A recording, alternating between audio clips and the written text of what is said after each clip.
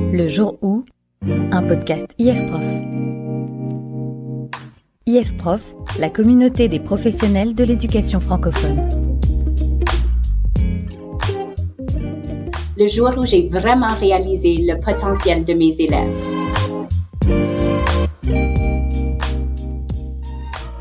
Bonjour, je m'appelle Sarah Federation.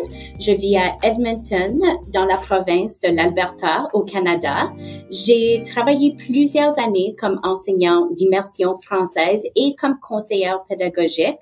Récemment, j'ai changé de rôle et je suis maintenant gestionnaire des programmes de langue pour mon conseil scolaire.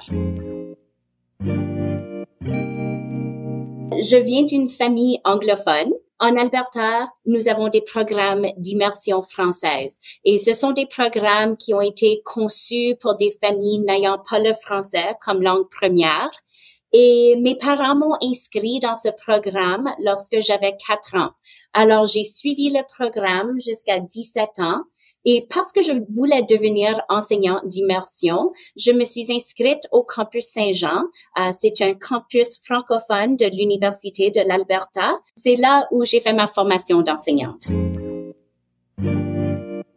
Je ne peux pas tout à fait expliquer cette attirance que j'ai eue dès l'âge de 6 ans pour le français. Et une drôle d'histoire que j'aime raconter. À l'âge de 6 ans, ma mère m'a retrouvée dans mon lit comme en sanglots. Et quand elle m'a demandé pourquoi je pleurais, j'ai demandé comme en pleurnichant, pourquoi est-ce que notre famille n'est pas francophone? Et alors, quand je réfléchis à cette attirance, je dirais c'était en grande partie parce que j'avais des enseignants au primaire qui étaient passionnés et enthousiasmés par le français et c'était quelque chose que j'ai comme attrapé. Ma première tâche d'enseignement était dans une classe de maternelle d'immersion française et dans cette classe, j'avais 32 élèves. Alors, 32 élèves de 4 et 5 ans et je peux vous garantir que cette classe n'était pas silencieuse, n'était jamais silencieuse.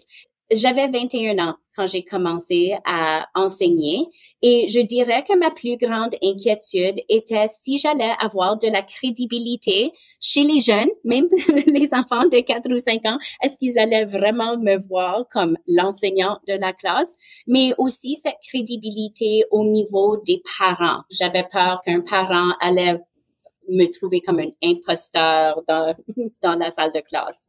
À ma grande surprise, les parents me faisaient confiance.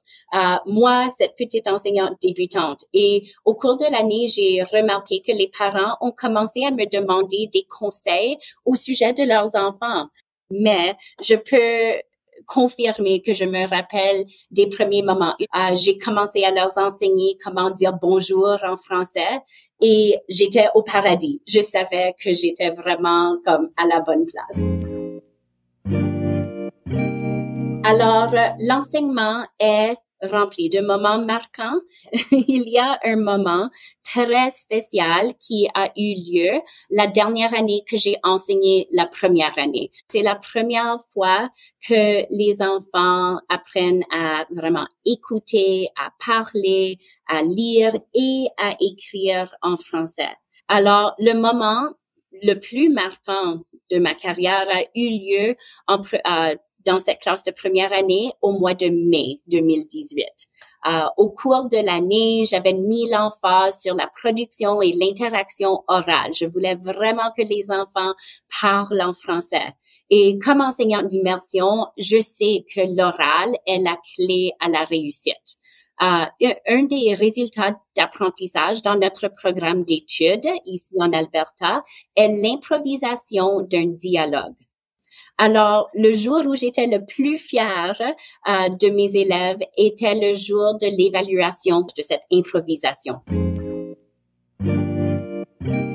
Il y avait un groupe en particulier, celui de Gabriel et Noah, qui m'ont complètement époustouflée.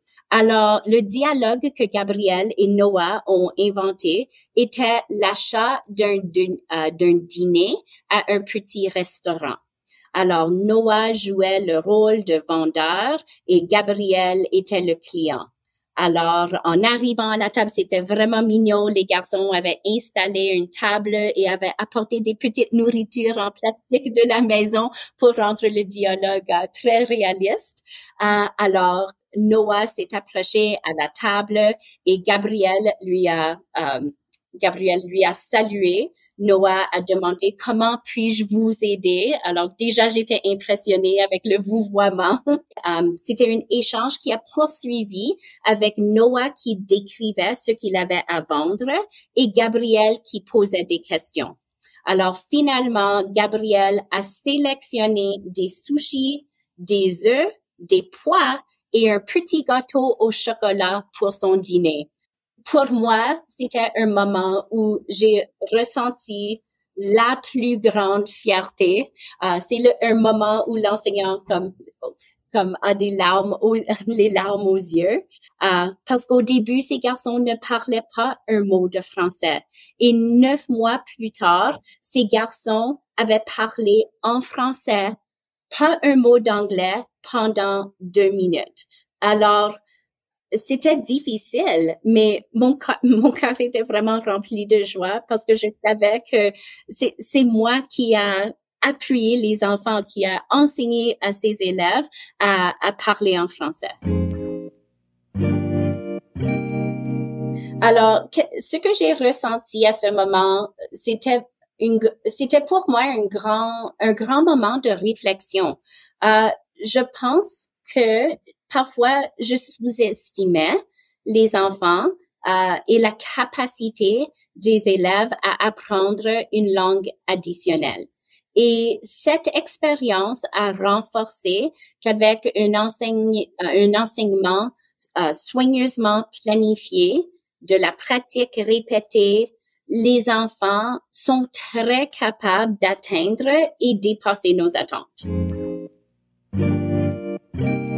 Alors, j'ai enregistré cette vidéo pour des fins d'évaluation et cette vidéo m'a vraiment permis de montrer aux enseignants que les élèves sont capables quand ils sont bien encadrés.